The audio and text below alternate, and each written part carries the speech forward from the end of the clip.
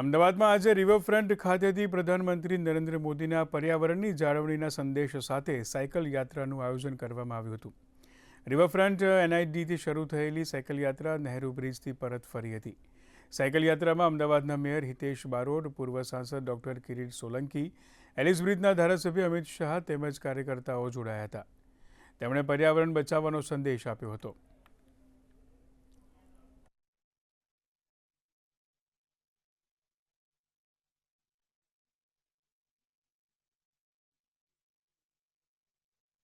આ સમયને હું ભારતનો સ્વર્ણકાળ માનું છું મિત્રો, કારણ કે નરેન્દ્રભાઈ મોદી સાહેબના નેતૃત્વમાં દેશમાં જે પરિવર્તન આવ્યા, પહેલા જે દેશની શાખ હતી એમાં રાષ્ટ્રીય તેમજ આંતરરાષ્ટ્રીય કક્ષાએ મોદી સાહેબના લીધે જે પરિવર્તન આવ્યા, આજે ભારતીય તરીકે ચાહે હું હોઉં, અહીંયા કોઈ પણ લોકો હોય, એમનો હું હૃદય હું એ રીતે કહી શકું છું કે એમનું સ્તર ઊંચું રહે છે. રિવરફ્રન્ટ ખાતે સાયકલોથોન રાખી હતી.